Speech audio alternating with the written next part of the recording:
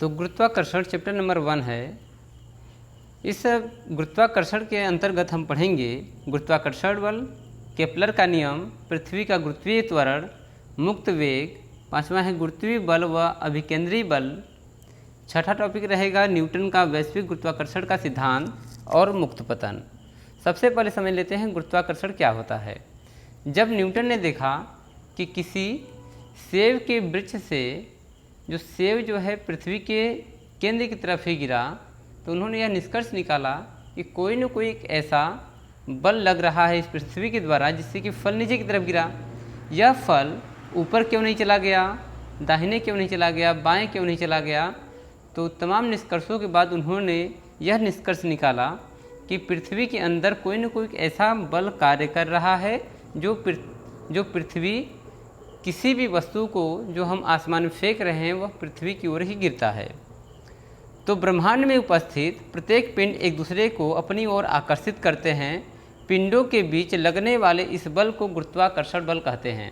अगर दो पिंड हैं, ये दोनों एक दूसरे को अपनी ओर आकर्षित कर रहे हैं, तो इसका मतलब यह है कि इन दोनों के बीच में कोई न कोई बल कार्य कर रहा है जो एक दूसरे को अपनी ओर खींच रहा है।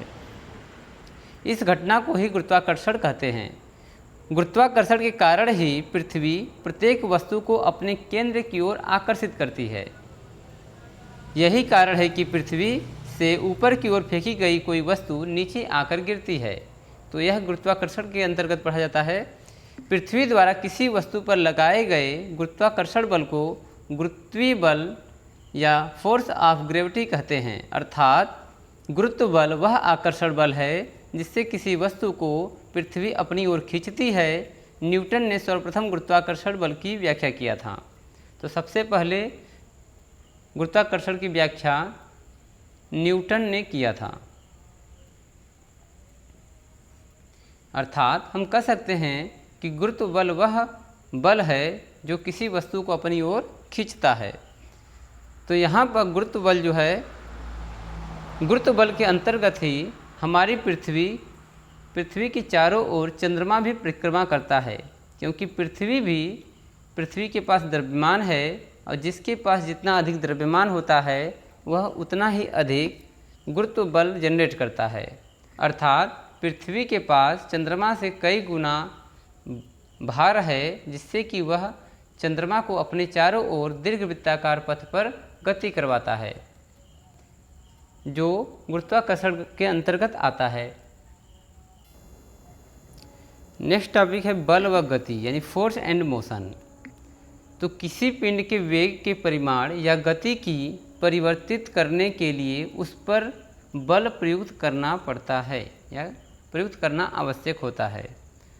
तो वेग के परिमाण और गति की दिशा, यहाँ पर रहेगा दिशा परिवर्तित करने के लिए उस पर बल प्रयुक्त करना होता है। तो देखते हैं सबसे पहले बल क्या होता है। बल वह बाह्य कारक है जो किसी वस्तु के रूप, आकार, स्थिति में परिवर्तन कर सकता है या फिर परिवर्तन करने की प्रयत्न करता है, उसे बल कहते हैं। जैसा कि हम जानते हैं कि न्यूटन ने 3 गति के समीकरण दिए थे। 3 गति के समीकरण हैं। पहला है v = u + at, इस समीकरण नंबर 1। दूसरा है s बराबर ut + half at²। Equation number 3 जो है v² = u² + 2as। यह न्यूटन ने 3 गति के समीकरण प्रदान किए थे, जो काफ़ी फिजिक्स की दुनिया में सबसे मशहूर फार्मूले माने जाते हैं। नेक्स्ट टॉपिक आता है बल को इस प्रकार भी समझा जा सकता है कि वृत्ताकार गति द्वारा। वृत्ताकार गति को हम एग्जाम्पल के माध्यम से समझते हैं। यदि किसी पत्थर को एक रस्सी के माध्यम से बांध करके घुमाया जाए, सर्कुलर मोशन कराया जाए, तो आप देखेंगे कि इसका जो बल है वह केंद्र की ओर होगा। यानी कि पत्थर को अगर हम रस्सी से बांधे हैं तो यह पत्थर इस केंद्र के परितः चारों ओर घूमेगा। जैसे ही इस केंद्र को हम ब्लॉक करेंगे, अर्थात जैसे ही रस्सी को हम छोड़ेंगे, यह पत्थर स्पर्श रेखा को टच करते हुए पलायन कर जाएगा। इसका मतलब ये हुआ कि जब तक रस्सी से पत्थर बंधा हुआ है तब तक इसके सेंट्रीफ्यूगल यानी वृत्ताकार सर्कुलर मोशन में एक बल कार्य कर रहा होता है। इसी प्रकार हम अभिकेंद्री बल को भी समझ सकते हैं। जब किसी पत्थर को अगर हम बांध के घुमा रहे हों तो घूमने के कारण अगर यह रस्सी से बंधा हुआ पत्थर है तो इसके अंदर की ओर एक बल लगता है जिसे सेंट्रीफ्यूगल फोर्स कहा जाता है। जैसे ही इस बल को हम छोड़ते हैं तो वह ऑब्जेक्ट या फिर पिंड पलायन कर जाता है।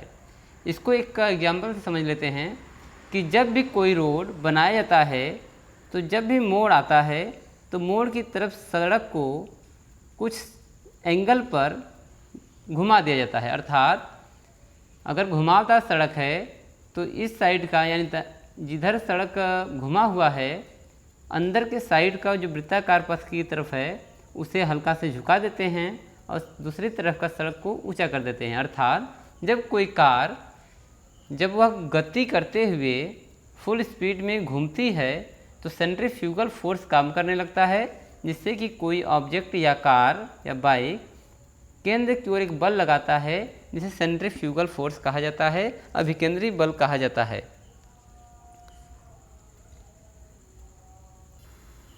अभिकेंद्री बल के कारण ही चंद्रमा पृथ्वी के चारों ओर गति करता है। अर्थात अगर हम पृथ्वी का गुरुत्वीय बल को समाप्त कर दें तो चंद्रमा का भी अस्तित्व मिट जाएगा। इसी प्रकार पूरे ब्रह्मांड में जितने भी तारे हैं, ग्रह हैं, उपग्रह हैं, तारों के चारों ओर ग्रह परिक्रमा करते हैं,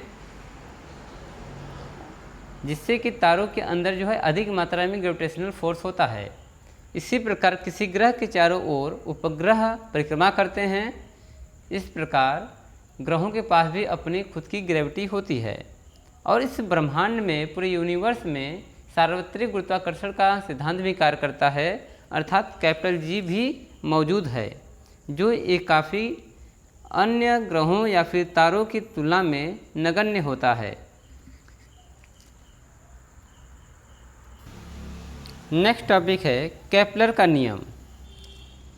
प्राचीन काल से ही मनुष्य ग्रहों की स्थिति का निरीक्षण करते आया है। गैलीलियो के पहले निरीक्षण केवल अपनी आँखों से ही किए जाते थे। 16वीं शताब्दी तक ग्रहों की स्थिति और गति विषयक बहुत सी जानकारी उपलब्ध हुई थी। जोहान्स केपलर नाम के वैज्ञानिक ने इस संपूर्ण जानकारी का अध्ययन किया।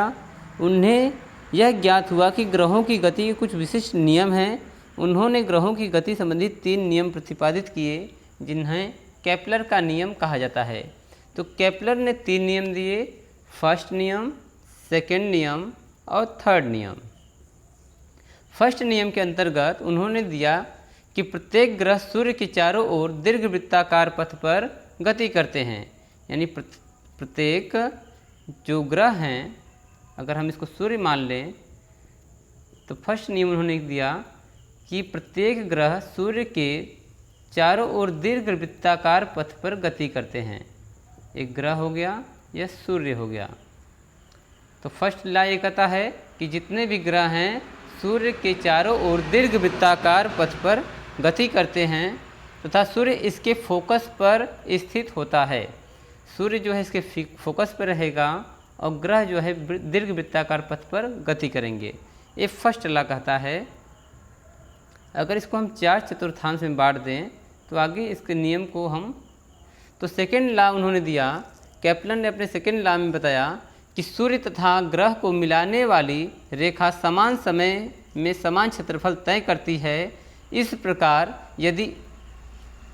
प्रकार उन्होंने दूसरे नियम में कहा है कि सूर्य तथा ग्रह को मिलाने वाली रेखा समान समय में समान क्षेत्रफल तय करती है। अर्थात अगर सूर्य मान लीजिए यहाँ पर है, अगर ग्रह जो है यहाँ पर है, यह ग्रह है, यह सूर्य है,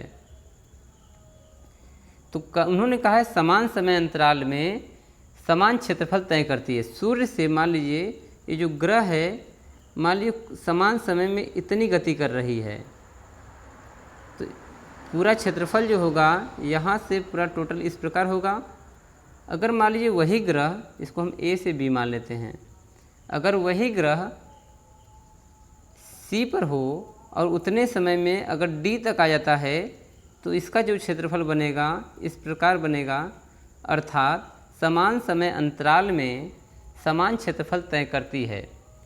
केपलर का सेकेंड लॉ कहता है कि अगर कोई उपग्रह या ग्रह सूर्य के चारों ओर समान समय में समान क्षेत्रफल तय करता है, अगर सूर्य जो है फोकस एक किनारे पर है तो इसका क्षेत्रफल, और जब पृथ्वी या कोई ग्रह सूर्य से दूर होता है तो यह क्षेत्रफल जो है बराबर होता है।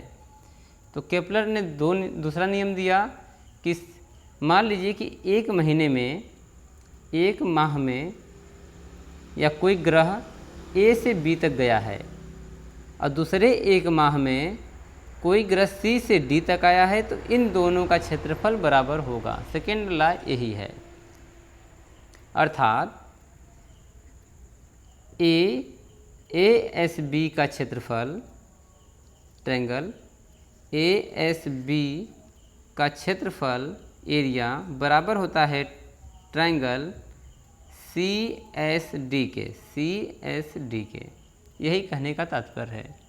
थर्ड लॉ, केपलर ने अपना थर्ड लॉ में बताया कि सूर्य से किसी ग्रह की औसत दूरी, मान लीजिए सूर्य यहाँ पर हो और कोई ग्रह यहाँ पर है, तो सूर्य से ग्रह की औसत दूरी को हम r से डिफाइन करेंगे। का घन यानी कि r का घन यानी उसके बीच की दूरी का घन ग्रह के सूर्य के परितः परिक्रमण काल t के वर्ग के समानुपाती होता है।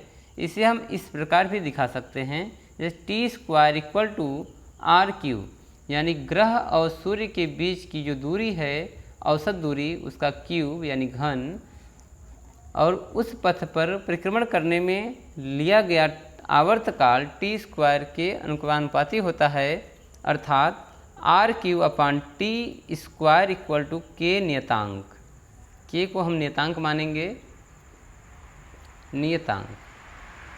तो केपलर का थर्ड लॉ कहता है कि r³/t² equal to k, third law है। फर्स्ट लॉ में उन्होंने बताया कि ग्रह जो है दीर्घ वृत्ताकार पथ पर गति करता है। दूसरे उन्होंने बताया कि समान समय अंतराल में समान क्षेत्रफल तय करता है। और तीसरा जो है सूर्य और ग्रह के बीच की दूरी के औसत दूरी के घन तथा उसके लिए गए आवर्तकाल के स्क्वायर के समानुपाती होता है, अर्थात r²/t² इक्वल टू k नियतांक। तो यहाँ पर केपलर के 3 नियम पूर्ण होते हैं। नेक्स्ट टॉपिक है न्यूटन का वैश्विक गुरुत्वाकर्षण का नियम, यानी Newton's universal law of gravitation.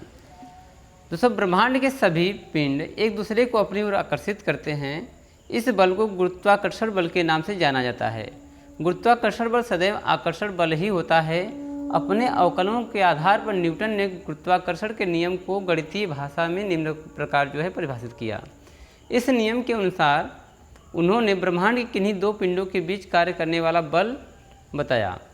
तो न्यूटन ने कहा कि अगर इस ब्रह्मांड में दो पिंडों को लिया जाए m1 m2, तो उन्होंने नंबर फर्स्ट बताया कि पिंडों के द्रव्यमानों के गुणनफल के अनुक्रमानुपाती होता है, अर्थात कि किन्हीं दो पिंडों के बीच लगने वाला बल उनके गुणनफल के अनुक्रमानुपाती होता है, यानी m1 m2 के गुणनफल के अनुक्रमानुपाती होता है। सेकंड, उन्होंने बताया कि इन दोनों पिंडों के बीच की दूरी, अगर बीच की दूरी को हम r मान लें तो इसके वर्ग के व्युत्क्रमानुपाती होता है, अर्थात जो फोर्स है वह फोर्स जो है 1/r² के व्युत्क्रमानुपाती रहेगा, यानी समीकरण नंबर 1 मान लेते हैं, समीकरण नंबर 2। तो न्यूटन ने यह बताया कि दो पिंडों के बीच आकर्षण बल लगता है, तो उन दोनों पिंडों के मल्टीपल यानी गुणनफल के अनुक्रमानुपाती रहेगा। और जो दूसरा नियम उन्होंने बताया कि जो बल है इन दोनों पिंडों के बीच की दूरी के वर्ग के व्युत्क्रमानुपाती रहता है, अर्थात उल्टा रहता है, प्रतिलोम रहता है। तो दोनों को मिलाएंगे तो F proportional to m1 m2/r² हो जाएगा। अर्थात इस प्रोपोर्शनल के चिन्ह को जब हम हटाएंगे तो F equal to capital G m1 m2/r² हो जाएगा। तो यह ग्रेविटेशनल का फोर्स का जो है फार्मूला है। यहाँ पे जो कैपिटल G है एक स्थिरांक है, स्थिरांक। कैपिटल जी का मान जो होता है capital G equal to 6.67 into 10⁻11। इसका जो यूनिट होता है न्यूटन मीटर स्क्वायर प्रति केजी स्क्वायर। तो यहाँ पर जो कैपिटल जी का जो मान है 6.67 इंटू 10⁻11 न्यूटन मीटर स्क्वायर प्रति केजी स्क्वायर होता है, जो इसका यूनिट है। यह जो है एक सार्वत्रिक नियतांक है। यह पूरे ब्रह्मांड पर हर जगह लागू होता है, सभी जगह सेम रहता है। तो न्यूटन्स ने यहाँ पर गुरुत्वाकर्षण का जो सार्वत्रिक नियम दिया F बराबर कैपिटल जी m1 m2 अपान r स्क्वायर। तो इसको याद कर लीजिए। नेक्स्ट टॉपिक चलते हैं। तो नेक्स्ट टॉपिक है एक समान वृत्ताकार गति या अभिकेंद्री बल का परिमाण, यूनिफॉर्म सर्कुलर मोशन या इफेक्ट ऑफ सेंट्रीफ्यूगल फोर्स। तो आप लोग जानते हैं यदि कोई पिंड एक समान वृत्ताकार गति से गतिमान है तो हमने देखा है कि इस प्रकार गतिमान पिंड के केंद्र की ओर निर्देशित अभिकेंद्री बल प्रयुक्त होता है या अभिकेंद्री बल लगता है। इस पिंड का द्रव्यमान m द्वारा कक्षा की त्रिज्या r द्वारा और उसका वेग v द्वारा दर्शाया जाए तो इस बल का परिमाण यानी F बराबर mv² अपान r होता है। यानी कि सेंट्रीफ्यूगल फोर्स या अभिकेंद्री बल का जो फार्मूला है F बराबर mv² अपान r होता है। यदि हम जानते हैं कि नेक्स्ट टॉपिक है केपलर के तृतीय नियम से गुरुत्वाकर्षण बल का परिकलन। तो आप जानते हैं कि वेग बराबर होता है वेग बराबर दूरी बटा के समय।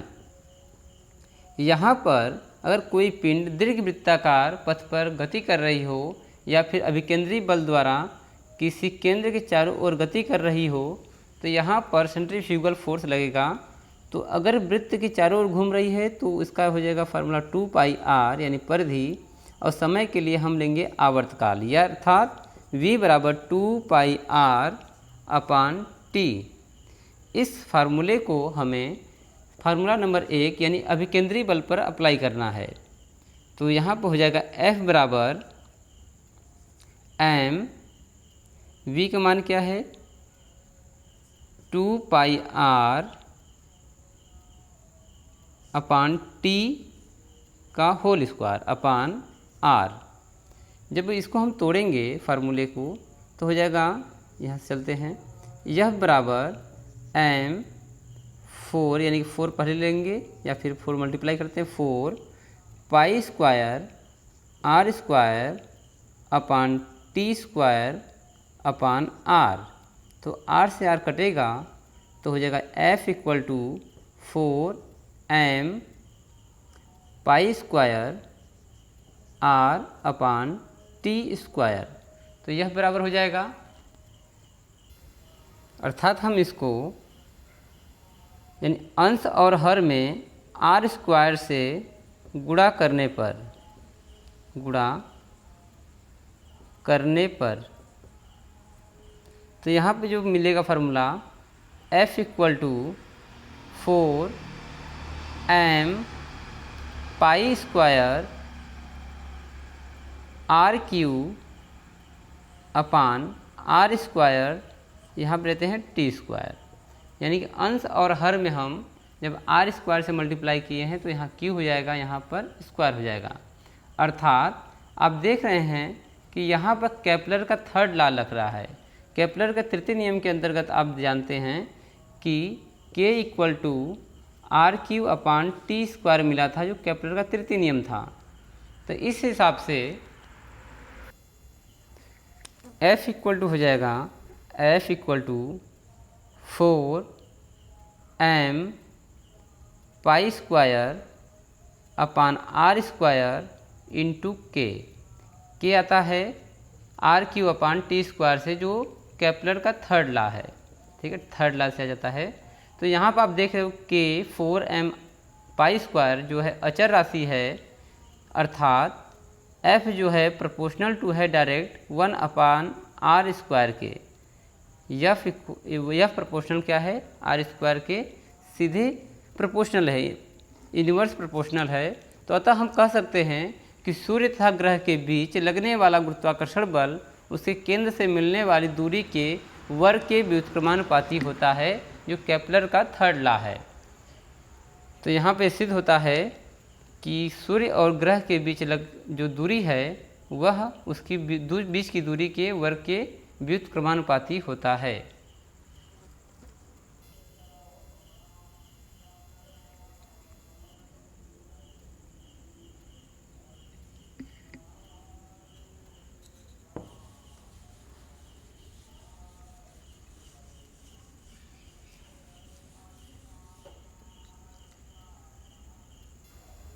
नेक्स्ट टॉपिक है पृथ्वी का गुरुत्व बल, अर्थ ग्रेविटेशन फोर्स। यदि किसी वस्तु को हम पृथ्वी से लंबवत ऊपर की ओर फेंकते हैं तो वह कुछ समय के लिए समान वेग से ऊपर की तरफ जाएगा। कुछ समय पश्चात उस पिंड का जो हम फेंके हैं उसका वेग कम होता जाएगा और अंत में सबसे हाईएस्ट जहाँ बल ख़त्म होने वाला है वहाँ पे जाकर उसका वेग जो हो जाएगा वो हो जाएगा 0 और वह फिर जो वस्तु है पुनः वापस पृथ्वी की ओर गिरने लगता है। इसका मतलब यह निष्कर्ष निकलता है कि किसी पिंड को अगर हम ऊर्ध्वाधर या क्षैतिज दिशा में फेंकते हैं तो कुछ समय पश्चात वह पृथ्वी की ओर गिरने लगता है। इसका मतलब ये हुआ कि कोई न कोई एक ऐसा बल है पृथ्वी के केंद्र में जो किसी वस्तु को अपनी ओर खींचता है।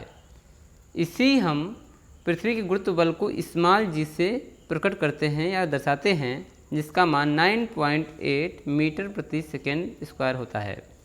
तो इसी ग्रेविटेशनल फोर्स को हम समझेंगे कि जब न्यूटन ने देखा था कि बल की वृक्ष से फल नीचे ही क्यों गिरते हैं, वह ऊपर की तरफ क्यों नहीं चले जाते या क्षैतिज दिशा में क्यों नहीं चले जाते, तो उन्होंने निष्कर्ष निकाला कि पृथ्वी के पास भी अपना एक फोर्स है जिसे ग्रेविटेशनल फोर्स कहते हैं। उन्होंने यह भी बताया कि पृथ्वी के चारों ओर चंद्रमा परिक्रमा करता है। यदि पृथ्वी का गुरुत्वाकर्षण बल ये समाप्त हो जाए तो यह चंद्रमा पलायन कर जाएगा। जिस प्रकार एक चक्की पर घूमती हुई एक चक्की जो है घूम रही है, उसके किनारे पर कहीं पर भी एक 5 का सिक्का रख दें तो वह उसको झटक करके वापस फेंक देगा। इसी प्रकार पृथ्वी भी अगर अपनी धुरी पर घूमना बंद कर दे, ग्रेविटेशनल फोर्स खो दे, तो चंद्रमा या उपग्रह सभी जो है पलायन कर जाएंगे, अर्थात दूर निकल जाएंगे, पुनः नहीं लौटेंगे। इसी प्रकार सूर्य के पास भी ग्रेविटेशनल फोर्स होता है। सूर्य भी सभी ग्रहों को अपनी ओर आकर्षित करता है, जिसके कारण उसके अंदर भी ग्रेविटेशनल फोर्स होता है। तो डिपेंड करता है कि क्या ग्रेविटेशनल फोर्स सभी जगहों पर समान होता है या नहीं। तो हम एग्जाम्पल के माध्यम समझ लेते हैं कि हर जगह पर ग्रेविटेशनल फोर्स अलग अलग होता है, गुरुत्वीय त्वरण अलग अलग होता है। अर्थात अगर पृथ्वी पर गुरुत्वाकर्षण बल के कारण अगर आपका वजन 60 किलो है तो चंद्रमा पर आपका जो वजन है 60 kg का 1/6 हो जाएगा, अर्थात 10 kg होगा। तो हर जगह ग्रेविटेशनल फोर्स अलग अलग होते हैं। तो नेक्स्ट समझते हैं टॉपिक पृथ्वी का गुरुत्वीय त्वरण। गुरुत्वीय त्वरण के न्यूमेरिकल से आपको समझ में आ जाएगा, डेरिवेशन समझ में आ जाएगा कि कैसे गुरुत्वीय त्वरण हर जगह चेंज होता है। नेक्स्ट पृथ्वी का गुरुत्वीय त्वरण, अर्थ ग्रेविटेशन एक्सीलरेशन। पृथ्वी अपने पास के सभी पिंडों पर बल प्रयुक्त करती है, अर्थात बल लगाती है। न्यूटन के दूसरे नियम के अनुसार किसी पिंड पर प्रयुक्त बल के कारण ही उस पिंड में त्वरण उत्पन्न होता है। इस नियम के अनुसार पृथ्वी के गुरुत्वीय बल के कारण ही पिंड में त्वरण उत्पन्न होता है, जिसे गुरुत्वीय त्वरण कहते हैं। इसे स्मॉल जी से दर्शाया जाता है या प्रयुक्त करते हैं। त्वरण एक सदिश राशि है। त्वरण जो है एक सदिश राशि है। पृथ्वी के गुरुत्वीय त्वरण की दिशा उसके गुरुत्वीय बल के जैसे ही पृथ्वी के केंद्र की ओर अर्थात क्षैतिज के लंबवत दिशा में होती है, अर्थात हमेशा जी जो है नीचे की तरफ कार्य करता है। तो न्यूटन के नियमानुसार पृथ्वी के केंद्र से r दूरी पर स्थित कोई यम द्रव्यमान का कोई वस्तु है, एक कैपिटल M है, एक स्मॉल m है, यानी कि ये कोई पिंड है, वहाँ से r दूरी पर पृथ्वी स्थित है। गुरुत्वीय बल F तथा उस पिंड में उत्पन्न त्वरण g को निम्न प्रकार से हम दर्शा सकते हैं। तो हमें पता है कि F बराबर क्या होता है, कैपिटल M स्मॉल m और बटा के r स्क्वायर। जो हम लोगों ने पिछले टॉपिक में देखा था कि दो पिंडों के बीच लगने वाला जो बल है F बराबर G, कैपिटल G रहेगा m1 अपान m1 m2 यानी m अपान r स्क्वायर होता है। m क्या है, पृथ्वी का द्रव्यमान है, ए अर्थ का द्रव्यमान है, EARTH अर्थ का द्रव्यमान है। अब हम लोग जानते हैं कि F बराबर mg होता है, अर्थात हम mg कहाँ से मिला, हमें एक फार्मूला आपने पढ़ा होगा कि W बराबर mg होता है। mg का मतलब भार, W का मतलब भार होता है जो द्रव्यमान और गुरुत्वीय त्वरण पर निर्भर करता है। तो यह बराबर mg, यहाँ पर हम F की जगह mg का प्रयोग करेंगे तो mg equal to capital G capital M small m upon r square, यानी कि यहाँ पर हम ग्रेविटेशनल फोर्स की बात कर रहे हैं। तो यहाँ पर हमें स्मॉल m से स्मॉल m कटेगा तो स्मॉल g इक्वल टू क्या हो जाएगा कैपिटल M यानी G capital M upon r square. तो यहाँ पर गुरुत्वीय त्वरण बराबर हो जाता है कैपिटल G यानी सार्वत्रिक नियतांक और पृथ्वी का द्रव्यमान बटा के उन दोनों के बीच की दूरी के वर्ग के व्युत्क्रमानुपाती, अर्थात small g equal to Gm upon r square. r क्या है, यह पृथ्वी और उस पिंड के बीच की दूरी है। अगर हम g का मान 6.67 इंटू 10 की पावर -11 न्यूटन मीटर स्क्वायर प्रति केजी स्क्वायर रख दें और पृथ्वी का जो द्रव्यमान है वह अगर यानी कैपिटल M का मान 6 इंटू 10 के पावर 24 kg मान लें और इन दोनों के बीच यानी पृथ्वी की त्रिज्या है r का मान, उसको हम 6.4 इंटू 10 के पावर 6 मीटर मान लें, तो इस हिसाब से g इक्वल टू हो जाएगा 6.67 इंटू 10 के पावर -11 इंटू 6 इंटू 10 के पावर 24 अपान 6.4 इंटू 10 के पावर 6 के पावर में 2, अर्थात इसको सॉल्व करने पर आता है 9.77 मीटर प्रति सेकेंड स्क्वायर। यहाँ पर स्मॉल g का मान आता है, अर्थात हम g को 9.8 मीटर प्रति सेकेंड भी मानते हैं एक्यूरेट मान के रूप में, या फिर कभी कभी सवाल लगाते वक्त हम g का मान स्मॉल g का मान 10 मीटर प्रति सेकेंड स्क्वायर भी मान लेते हैं जैसे हमें आवश्यकता पड़ती है। तो एक्यूरेट मान कितना आया है 9.77 मीटर प्रति सेकेंड स्क्वायर, जबकि एक्चुअली जो किताबों में देता है 9.8 मीटर प्रति सेकेंड स्क्वायर। स्मॉल g का मान हम एक पूर्ण रूप से 10 मीटर प्रति सेकेंड स्क्वायर भी मानते हैं।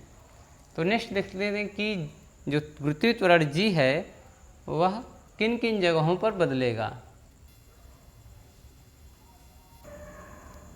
नेक्स्ट टॉपिक है स्मॉल g में होने वाला परिवर्तन। तो पहला परिवर्तन है पृथ्वी के पृष्ठ भाग पर, जबकि हमारी पृथ्वी जो है एक प्रकार से चपटी है, ध्रुवों पर क्या है, चपटी है। अगर इधर हम नॉर्थ इधर साउथ, दो पोल हैं, तो नॉर्थ पोल पर चपटा है पृथ्वी और साउथ पोल पर भी है। तो यहाँ पर केंद्र से नॉर्थ और साउथ पोल की जो दूरी है वह कम है, अर्थात यहाँ पर हमारे पास जो फार्मूला है g equal to capital G m upon r square, अर्थात r का मान कम होगा तो गुरुत्वीय त्वरण का मान बढ़ेगा, अर्थात ध्रुवों पर गुरुत्वीय त्वरण का मान ज़्यादा होता है। यानी कि हम नॉर्थ या साउथ पोल की बात करें तो यहाँ पर 9.83 मीटर प्रति सेकेंड स्क्वायर जो है यहाँ पर गुरुत्वीय त्वरण होता है। वही भूमध्य रेखा पर स्मॉल g का मान 9.77 मीटर प्रति सेकेंड स्क्वायर होता है।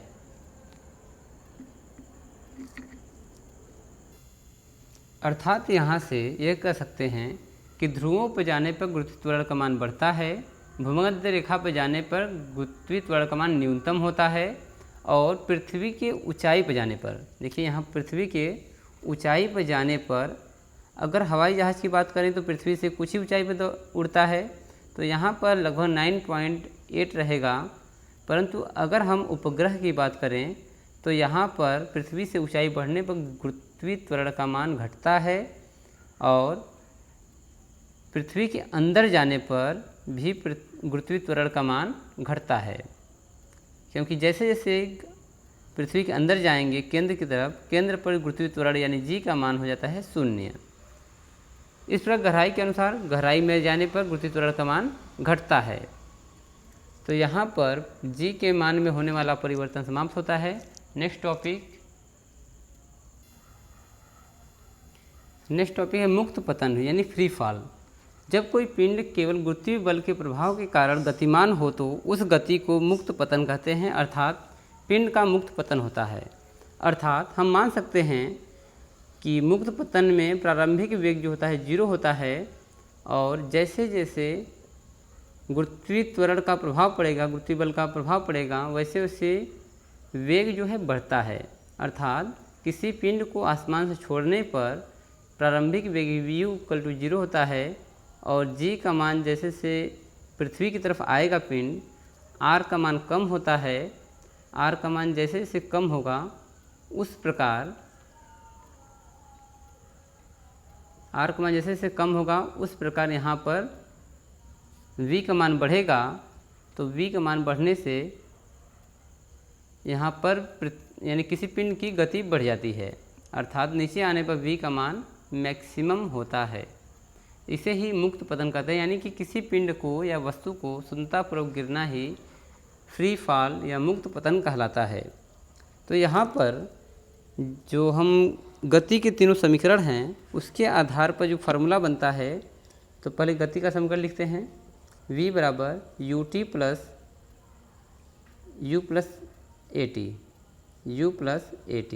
दूसरा जो है s = ut plus half at²।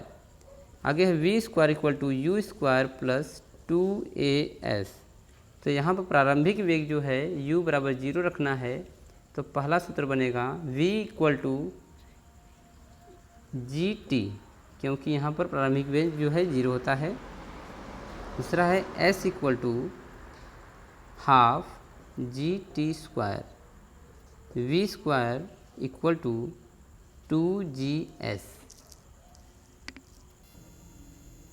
Next topic है मुक्त वेग या पलायन वेग, एस्केप वेलोसिटी। तो दोस्तों एस्केप वेलोसिटी वह वेलोसिटी होता है कि वह अधिकतम गतिज ऊर्जा जिसको किसी पिंड को पृथ्वी की सतह से अगर बाहर भेजना है तो वह अधिकतम वेग जिसको किसी ऑब्जेक्ट पर या पिंड पर अप्लाई करने पर वह पुनः पृथ्वी पर न लौट के आए, उसे बोलते हैं पलायन वेग।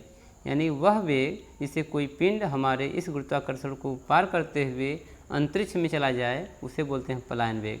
तो किसी पृथ्वी को अगर पृथ्वी का 9.8 मीटर प्रति सेकेंड स्क्वायर की दर से त्वरण है तो इस ग्रेविटी को पार करने के लिए हमें 11.2 किमी प्रति सेकेंड की दर से किसी वस्तु को अगर हम फेंक रहे हैं तो वह हमारे इस ग्रेविटी को पार कर जाएगा। तो पलायन वेग का जो मान है 11.2 किमी प्रति सेकेंड की दर। तो यानी कि 1 सेकेंड में लगभग 11 किलोमीटर की स्पीड से अगर कोई वस्तु जा रही है तो वह उसे बोलते हैं पलायन वेग। तो दोस्तों ये टॉपिक ये समाप्त होता है। आपको वीडियो पसंद आया हो तो लाइक कीजिए, शेयर कीजिए। धन्यवाद दोस्तों।